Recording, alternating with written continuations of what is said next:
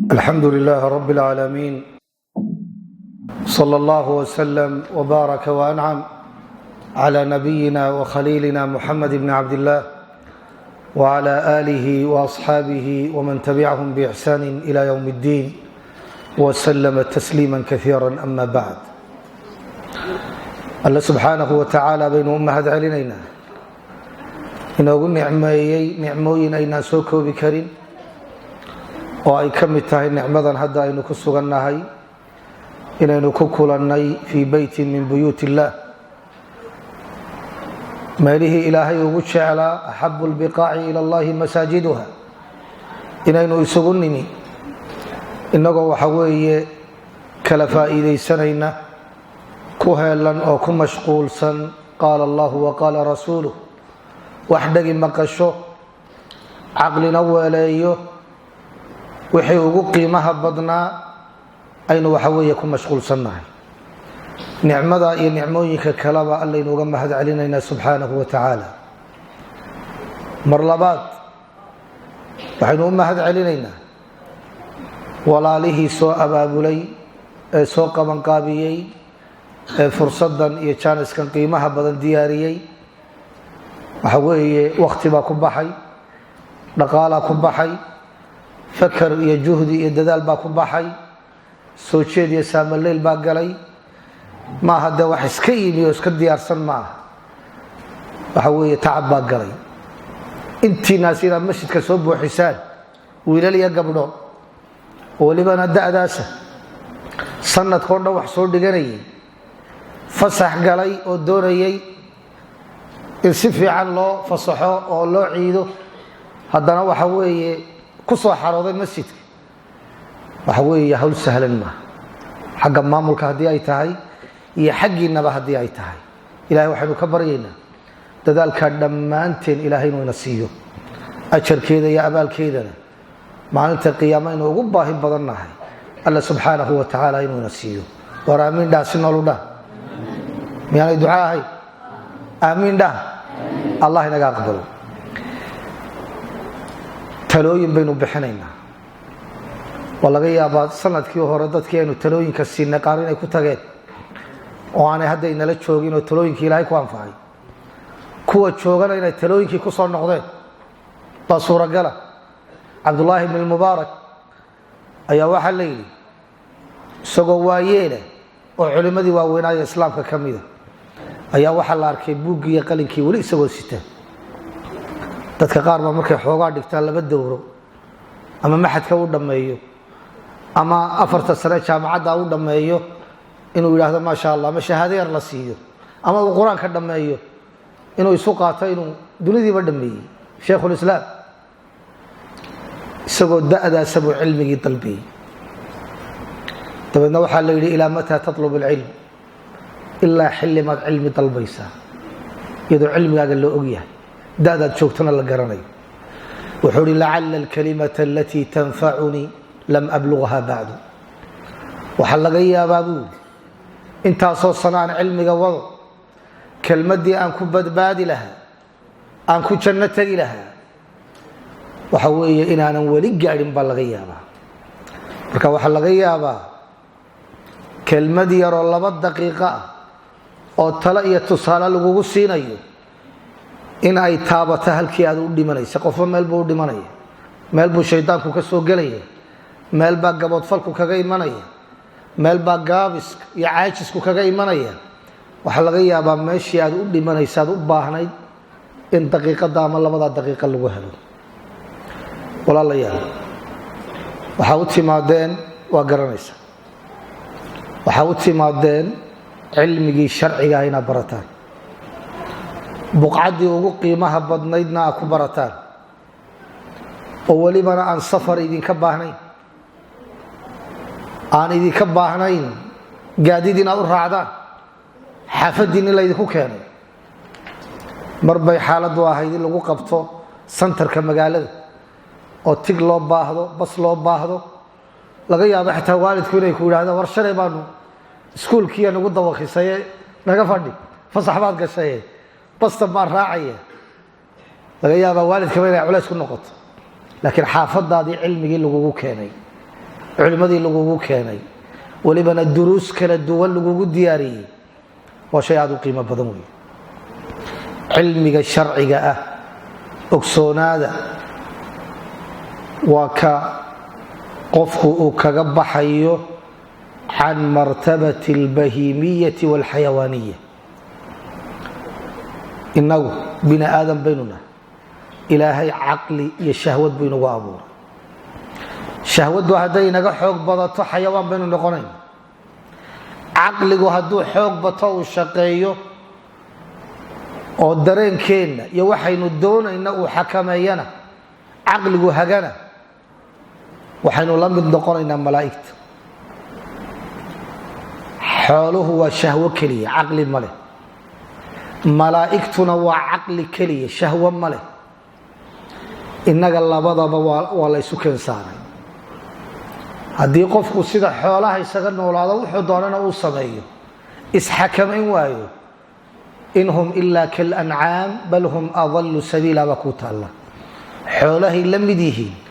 ama waa ka sii liitaan buu hi alla subxaanahu wa tacaala haddii caqligaaga iyo garaadkaagu shaqeeyana waxa weeye malaa'igta dhinacoodaad aadaysaa ma malaa'igtaad ka fadli badan tahay mise isku mid baad tihiin mise waa laga joogsanayaa doodaasaa imanayso culimmada islaamka isku hayaan addoonka wanaagsan iyo malaga keebaa fadli badan baa laysku hayaa keebaa fadli badan baa laysku hayaa sidee baynu ku gaadhaynaa in caqligeennu shahwadeenna uu xakameeyo miftaaxa koowaada lagu gaadhaya waa cilmiga waayo cilmigu wuxuu kobciyaa caqliga iyo garaadku kobciyaa ina fii dalika laaayaati liqowmin yacqiluun liuli lalbaab markuu ilaahay aayaadkiisa ka warramaya kowniga ah iyo aayaadkiisa sharciga ah ee axkaamta ka hadlaya waxaa lagu soo gebagabaynayaa waxaa aayaadkaa ka faa'iidaysanaya oo fahmaya kuwa ilaahay caqliga uu siiyey وتلك الأمثال نضربها للناس وما يعقلها إلا العالمون وحواليا oo fahma kuwa aqoonta iyo cilmiga leh marka cilmi haddii aad barato waa caqligaagii oo caqli kale lagugu daray waxa xun iyo waxa wanaagsan baad kala garanaysa waxa lagu naar mutaysanayo iyo waxa lagu janno galayaad kala fahmaysaa waxa ilaahay uu kugu jeclaanayo ilaahay uu kugu nacayo ayaad ku kala garanaysaa adduunyadaada aad joogtay aad nooshahay maxaad ku guulaysanaysaa dantaada maxay ku jirtaa waxyaabahaasoo dhan cilmigan sharcigaabaa ku kala soocaya sidaa awgeed baa qiimaha iyo qaayaha iyo fadliga iyo wanaagga iyo qofka waxa uu soo kordhinayo ilaahay iyo rasuulkiisu cid umay tala saaran maanta haddaynu doonayno meheradda aynu furanno inaynu xayaysiinno maxaa la sameeyaa dee nin baa loo dirsadaayo kushubasho ama tv-ga ama waxa weeye idaacadda wareegta iyo meelo lamida lacag la siiyaa mid baan aftahana baynu lacag siinaan inaa noo xayaysiin oo meeshii inoo xayaysiinayo macaanaynay laakiin cilmiga sharciga ah xaqa iyo sharciga in la barto ilaahay iyo rasuulkiisaa ammaanay waxa laga helayana iyagaa sheegay oo inoo faahfaahiyey fadligeedana laga gayoon maayo waxaa kuugu filan fadliga uu leeyahay inuu yidhi alle jala jalaalu yarfac illaahu aladiina aamanuu minkum waaladiina uutuu lcilma darajaat ilaahay kor buu u qaadaa dadka mu'miniinta ah kuwa iimaanka laga helay ilaahay iimaankeed baa kor loo qaada yaa kor looga qaadaya dadkaan iimaanka lahayn ee gaalada ah marka inaad mu'min noqoto waxaad gaadhaysaa darajo ayaad gaadhaysaa ilaahay waxa uu yihi waaladiina uutuu lcilma darajaat cala aladiina aamanuu baa meesha ku jirta kuwa iimaankii ku darsaday cilmi haddii kitaabka iyo sunnada lagu sheegana ma aha cilmiga maadiga ah cilmiga la ammaanaya وعلمك الشرعي قاوي إلهي لغو قرني شرعي سلغو فهمي علمك النوع سوي marka iimaannimadana waxaad ku helaysaa darajo bina aadamka kala aad dheer tahay cilmiga aad baranaysa aad ku mashquulsan tahay ee aad fahantayna dadkii mu'miniinta haba ilaahay darajo dheeraada kugu siinaya darajadaas waa su'aalaan idin weydiinay darajada kor lagu qaadaya ma adduunka mise waa aakhiro هل مر بان كعليني ما أدون كام سوى آخره صح ما لا والله أدون كان إلهي درجه كوكو قاضية آخرنا إلهي درجه كوكو قاضية وفي الدنيا وفي الآخرة لا والله تانا اندهن نكوارن وقف واقعي سكاركية labada nin ee hadda foowanka ama foontuuga dhiganaya mid baa quraanka xafiday tajwiidkii hagaajiyay wadadii wanaagsanaa qaaday waxa la leeyahay taraawixda iyo tahajjudka natuji Soma jamci buu tujinaya madaxdii iyo odayaashii iyo culimadii iyo ganacsatadii iyo waalidiintii ba ku daba tukanay miyaanay sharaf ahayn al-imaama inuu dadkii hogaamiyo oo walibana wixii ugu qiimaha badnaa uu ku hogaamiyo miyaanay wax weyn ahayn ka kalena waxa laga yaabaa meelaha meeraysanaya markay suuqa u baxaan dadkii ay tujiyaan keebay garanayaan dadkii uu tujiyay keebaa la yaqaanaa dadkii lagu daba tukaday oo tusaale dhow hadduu halkaa ka sii wado khayrka iyo wanaagana de waxa weeye waa qiimo aad weyn وفي الدنيا وفي الآخرة في الدنيا وحكم ذا درجات كإلهي وكوكو سيني إن وحوي السمعة وناكسن يكرامة وناكسن إلهي دتك وكوكو قريو قيمين أي قيمين أيام وحاد حنبار سنتحي وحاد سيدو طبعا علمي إنه كهالينا ما علم الله بتلو سيدو oo hoostana aad cilmi ka hayso dushaaduna ay qaawan tahay akhlaaqiyaan ay ka muuqan amal iyo cibaada aan ka muuqan kaas waxba ku soo kordhin maayo halaagun bad ka faa'iideysa laakiin waxaanu ka hadlaynaa cilmiga dhabta ah ee ku anfaca ka muuqda ku saameeya wax ka bedela kaynu ka hadlaynaa waa kaas adduunyada waxaanu soo qaadanaynaa laba saddex tusaale bini aadamku waa indha ku garaad la weey صلاياشا waxa kamida Umar ibn al-Khattab ayaa nin saxaabada kamida ayaa Makka wuxuu uga dhigay barasa dabana Umar ibn al-Khattab oo safara baa ninkii bay wadada iskaga hor yimaadeen meelaan Makka iyo Madiina toona ahay caasimaduna Madiina ahayd Umar baa joogay ninkaasina barasaabkiisii Makka ayuu ahaa meel kale isugu yimaadeen عمر وحاول ورمقالدي مكة آن كودي بيات كغتين سلطان تلدي دا كودي بي وحوري استعملت عليهم ابن أبزة مقالدي حلكي دي وحان كغاي مسيكم بيلقادا انتان كم مقانا هاي نين ليلة هذا ابن أبزة عمر بن الخطاب ما أنصار بوها مسا مهاجرين مهاجرينتو كميدا مهاجرينتو حقي كيمادي مكي كيمادي ومقالديس dadkeeda waa kala yaqaana wuxuu ku yiri waman ibnu abza oo ibnu abzuhu kuma ninaan garanayo ma maka quraysh baa lagu yaqaano ka talinaysa wuxuu yiri waa mawlan min mawalina quraysh ma aha laakiin waa nin adoomadoodii la soo iibsaday ee la xoreeyay kamida oo aan u dhalan hada Soomaalida maqal degaan ma ya umu dhalan ya dhalashadeeda ma haysto maxaad u malaynaysaa midaan xitaa xor baahay adoon ahaan jir wuxuu yiri ibnu abzan u dhiibay waa mawlan min mawalina waa nin adoon ahaan jir meesha la sheegayaana waa maka waa magaalada ilaahay ugu jeclaa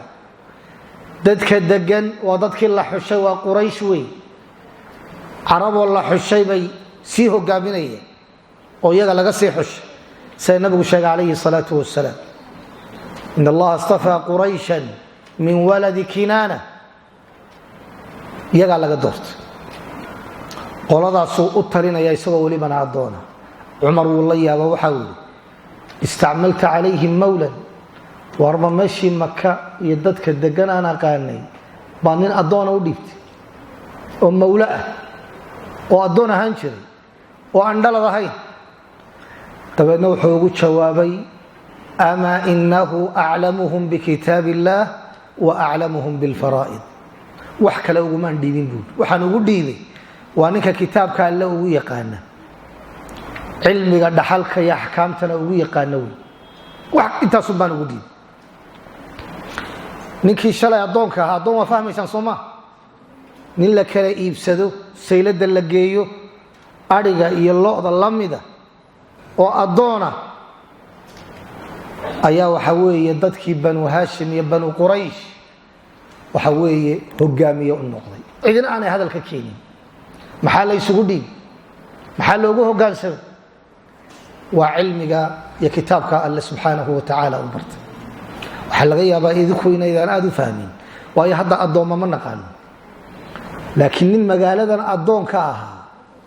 oo la addoonsanayay oo hal mar lagu arkay isagoo badho saaba ka war waa rifca fi dunya adduunyadii baa kor loo qaado dadkii baa ku daba faylay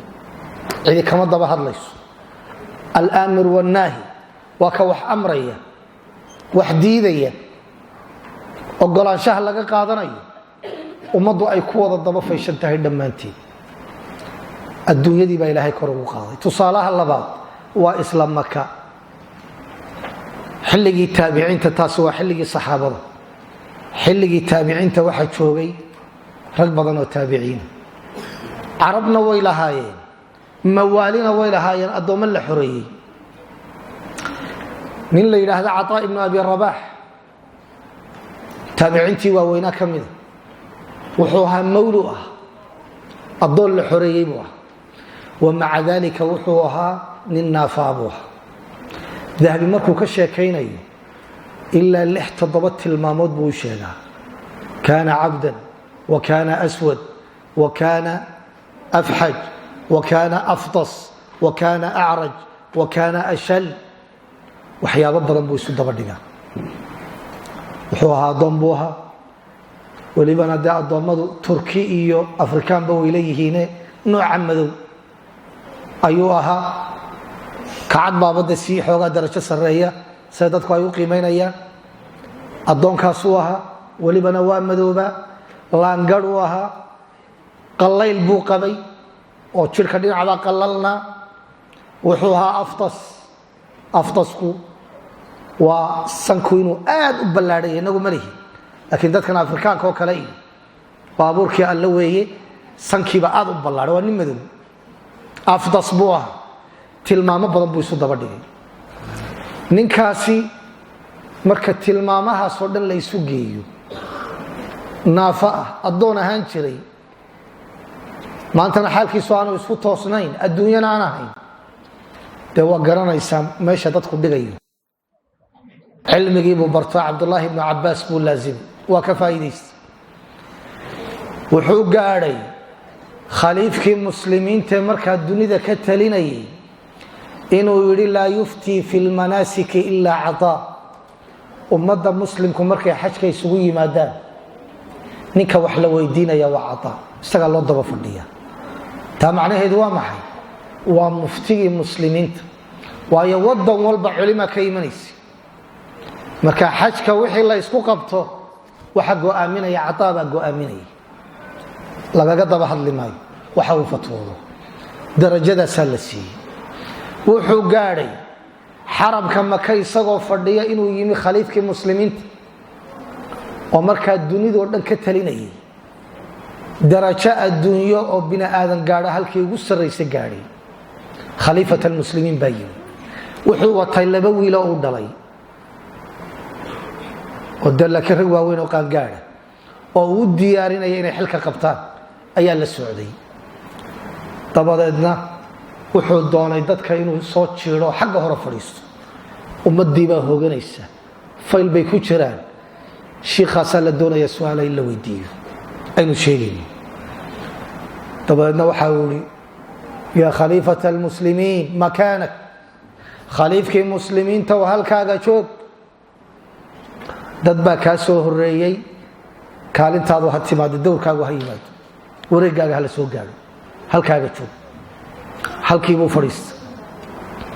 markii dadkii dhammaadeen buu yimi su'aalihiisii buu weydiiyey xajka kaga xidhnaa uu uga jawaabay markuu meeshii ka kacay buu yiri inamadiisii isagoo la hadlaya wariyaadhe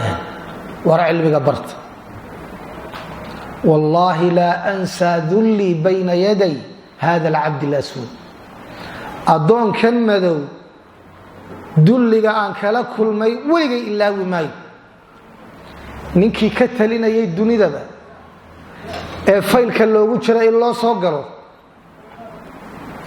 وحاول يصفه أن لجوه هلين وما أنت للي هاي يجتشوك هل كاغا فردي وحسهلا با محوكو قاري muxuu halka ku gaadhay wuxuu ku gaadhay cilmiga ayuu ku gaadhay marka waa rifca fi dunya aakhirana waxa lagu helayaa darajaad iyo rifca lagu helayaa وهلك وليه الله سبحانه وتعالى والذين أوتوا العلم درجات وحر النبي عليه الصلاة والسلام من يريد الله به خيرا يفقهه في الدين قفك إلهي وناقل الدون وأدون يا آخر الله بضبط قفك إلهي خير الله الدون وعام الدون يا آخر الله سوقرية قفك إلهي وناقل الدون الدين تيسوفانسية دينتي سيفانسية إلهي كوا ودينتي سفانسية الله نقدم كفوغان ما علمه فضلك أوليه انت ساينا غفلا وإلا مسوكو بكرم لكن سؤال شماشة الله علمك فضلك على محاكو هلي قرمو علمك يقول نقونا يمدي أنفعه ما إن عنده كتاب دكتور أما حفظيه أما دور مسألة فهمه أيان أشركا كوه ليه كلا والله وحلوه ليه ما علمك إلا حسيلي أنا تعب بوبهي ددال بوبهي إلا دقن قليو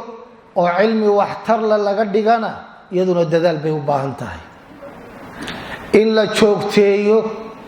وعلمك قعنت اللغوها يانا ددال بوبهنتهي intaasiba dadaal bay kaaga baahantahay cilmiga inaad xasilisaa dadaal bay kaaga baahan tahay waxay kaaga baahan tahay waxay lagu dhigay inaad muraajacayso waxay kaaga baahan tahay meelaha cilmiga lagu hayo dowradani ka mid tahay xalaqaadka cilmiga inaad ka soo qayb gasho waxay kaaga baahan tahay beejajka iyo duruusaha duuban iyo meelaha kala duwan laga helay inaad ku taxanto oo aad ka faa'iideysato علمي وحسلين بو كاغا باهي وموضوع عضو بلادر وقتigan saamaxay ku fogaan maayo laakiin dadaal buu kaaga baahay sheekha wax ku dhigay la tasho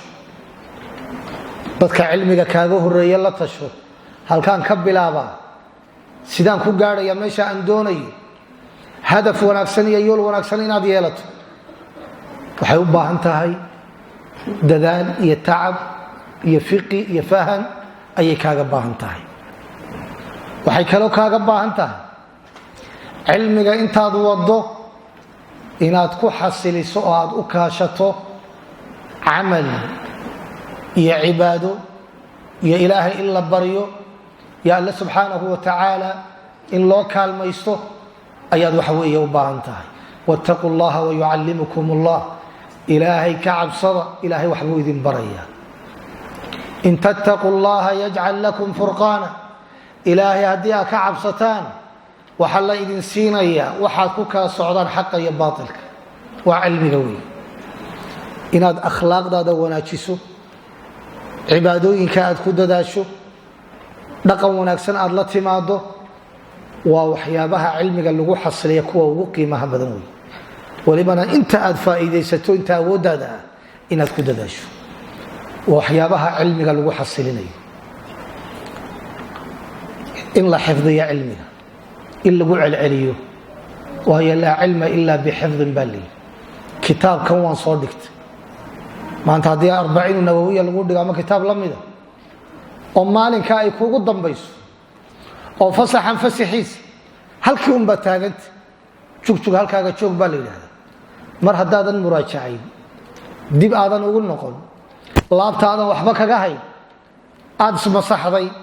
maalinkii ay kuugu dambaysay waxay noqonaysaa inaad hadana dib ugu noqoto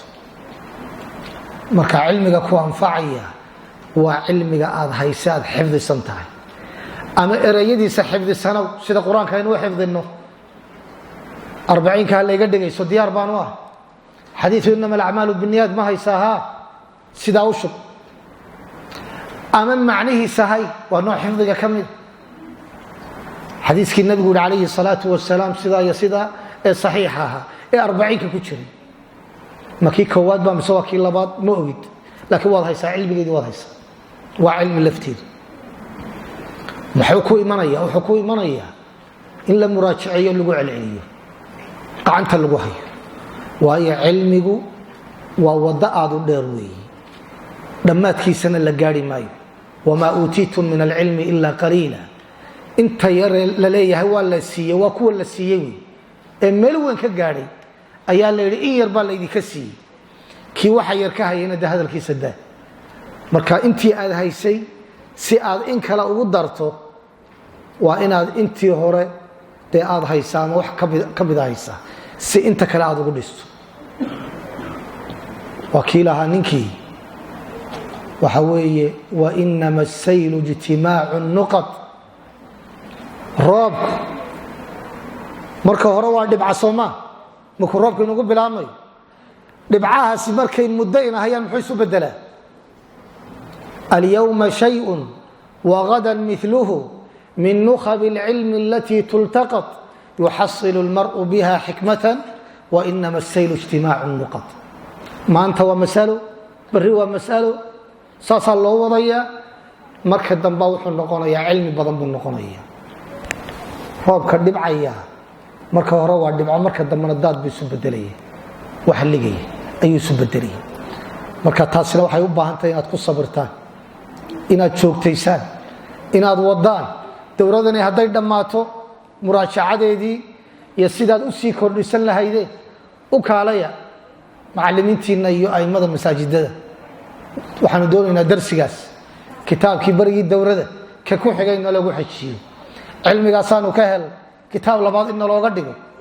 isa soo abaabushaan u helanaataan ilaa aad meel ka gaadhaysaan cilmigana waxa meel lagaga gaadhaa بالتوالي markaad isku daba qabato hadaad maanta kitaab dhigato waad sanad maqnaato oo aad kitaab dhigato waxbaad haynaysaa quraanka sideebaan ku dhamaynaa soo inaan malcaamada joogtayna ma sanad laba sano meel baa lagu gaaray laakiin ka war haduu bilna dhiganaya bil la maqnaanaya arday ma meel buu gaaray cilmiga in la isku daba qabto la isku xajiyo illa la fahmayo iyaduna insha Allah ta'ala waa mid leedii ka doonay waxa kale oo leedii ka doonay oo iyaduna aad iyo aad u muhiima in cilmigiinu uu noqdo cilmigi naaficaha kaynu ka hadlaynayna waa kaas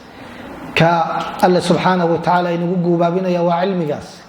ka nabigu ku ducaysanaya alayhi salatu wasalaam waa kaas ka nabigu ilaahay ka magan galay waa cilmiga aan wax tar kala hayn Allahumma inni a'udhu bika min ilmin la yanfa' إلهي وعلم أن واحتر لهم مكان معلوم والبصلاة الصباح مركو تكادو وحنا بقولنا يا اللهم إني أسألك علما نافعا سأل الله علما نافعا علمي واحتر لإلهي ويديست علم غير دوني نواكاس إنه نغضو علمي أديك كو أنفعه أدونك كو أنفعه آخرة وحوية كو أنفعية قيسك هذا آتكتمي iyo guriga aad ku noqonayso anfacaya oo hadaad ahayd nin waxa weeye qalqaalayo dib badan illa yiraahdo war ninkii duca ku dhacday dawladii khayr buu kala soo noqon oo gurigii aad baraka iyo khayr iyo deganaansho aad kula noqoto gurigii buu anfac u noqonay waalidiintii buu anfac u noqonay walaalada buu anfac u noqonay xaafadii buu anfac u noqonay jaarkii buu anfac u noqonay magaaladii buu anfac u noqonay qarankii buu anfac u noqonay waayo haddii aad hagaagto waxa weeye bulsho badan baad adiguna hagaajinaysaa insha allahu tacaala indhihiinaan ka arkaa wiilal iyo gabdho taa inaad diyaar u tihiin baan malaynaya ya marka meelaha la isugu yimaado dadku waa laba midi waa mid ay ka go'an tahay meesha waxa yaala inuu ka faa'iideysto waa mid ka labaadna waa nin la meesha waxa yaala soo tijaabiyo soo eg kaasi waxay yidhaahdeen waa man yanduru ilaa mataaci gayrihi ninka go'aansaday ee u yimi ama gabadha u timi inay faa'iidaysato cilmigan uu xasilinaya u heelan yahay u soo jeedo waa wuxuu isagu iska leeyahay waa wuxuu dhaxlay oo dadaalkiisa iyo tacabkiisa uu ku keenay kan laakiin niyadda kala xambaarsan mar haddaanu ku soo talagelinba waxba faa'iidi maayo muxuu noqonayaa wuxuu noqonayaa inta dad meel la isugu yeedhay wax loo qaybinayo dahab loo qaybinayo dabeedna midaan liistada ku jirin oo usoo daawasho tagay buu noqonaya waa nin hebel maxaa la siiyey iyo hebel muxuu qaatay iyo hebel muxuu faa'iiday ayuu usoo daawasho tagay horta labadaa keebaynuna maynu soo xaraabo tagna mise waynu soo faa'iido tagna dee haddaad soo faa'iido tagteen waa in intaad joogtaan iyo intaad guriga joogtaan iyo intaad sii socotaan iyo maalmaha ka dambeeyaba waa in isbedelkeedu kaa muuqda haddaad ku soo talagasho inaad faa'iidaysato haddaad xaraabaysanaysana dee dadkii faa'idaystay unbaad daawanaysa ilahay kuwa inagama dhigo ilahay waxaynu ka baryaynaa sidaa aad u soo camirteen ee aad isugu timaadeen ee aad danaynaysaa inaad faa'iidaysataan in alla idinku faa'iideeyo macallimiintu waa wado waa wasiilo iyagu tacabkooda iyo dadaalkooday gudanayaan laakiin ka maskaxdiina ku shubaya waayo waa allah wey ilaahay wey tawfiiqda ilahay baa gacanta ku haya si kastoo aad u saamaleyshaan u dadaashaan haddaanu ilaahay idinku garab gelin waxayna waxba ka socon maayaan marka ilaahay baan idinka baryayaa biasmaa'i alxusna wa sifaatihi alculaa niyaddana inuu idiin hagaajiyo dadaalka iyo juhdigana idiin barakeeyo cilmigana alla subxaanahu wa tacaala idiin furo ajarkiisana alla subxaanahu wa tacaala idin siiyo meeshan aad joogtaan meel ka wanaagsanna markay dowladu timaado hadday tahay aqoon hadday tahay dhaqan hadday tahay isbedel wanaagsan in alla subxaanahu wa tacaala idin geeyo waxaanan idiin dardaarmayaa kaba dambaysta taladaydina waan ku daray janta fagax markay dhammaato ha u kala yaacine culimmadii dowladda idin dhigaysay iyo mid waliba masjidka ugu dhow wiilal iyo gabdhaba ku xidhnaada waayo waxaan doonaynaa idinkoo da'diinaasa inaad meel fiican cilmiga ka gaadhaan wakhtigii waxaad joogtaan cilmiga la xasilinayay maskaxdu soo jeeday wax xifdinaysay fursad dahabiya haysataan meel fiican iyo mustaqbal fiicanna insha allahu tacaala waa ka gaadhaysaan inaad culimadiinna iyo macallimiintiinna aad ku xidhnaataan tale iyo tusaale weydiisaan waxa weeye jidgooye haddii laydiin galo waayo qutaacu turuqaa badan dad baa meelo kale idinka qacan haadinaya wiilal iyo gabdhaba oo markaad masjidka u socotaan iyo cilmiga meelo kale doonaya inay idin leexiyaan waxa weeye waxaad la kaashanaysaan ilaahay dabadii dadkii culimmada ahaa ee qacanta idinku hayay ku xidhnaada insha allahu tacaala la tashada wixii ishkaala idinku yimaadee cilmiya iyo wixii kale idila soo gudboonaadaba tala iyo tusaaleba weydiiya insha allahu tacaala mar labaad iyo mar saddexaadba waxaynaan ilaaweyn dadkeennii waxa weeye iyaguna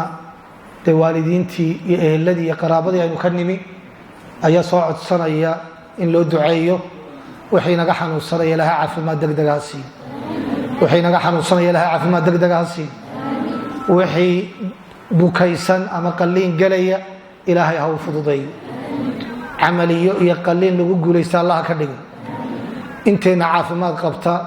alla subxaanahu watacaala caafimaadka usi ziyaadiyo wixii dhibaataysan intayna joogtay iyo eheladeenni iyo dadkaynu jecellahay ilaahay dhibkaa ka qaado wixii culays haysta ilaahay culayska ka qaado wixii deymaysan ilaahay deynta ka gudo wixii duruufaysan ilaahay duruufta ka qaado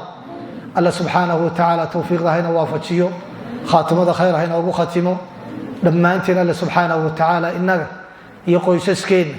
iyo waalidiinteen iyo ciddaynu jecel lahayba dhammaanteen allah isu keen barakeeyo ubadka allah inoo barakeeyo wiilasha iyo gabdhaha allah inoo barakeeyo waalidiinta allah inoo barakeeyo ubad wanaagsan baa jiro waalidku ka xun yahay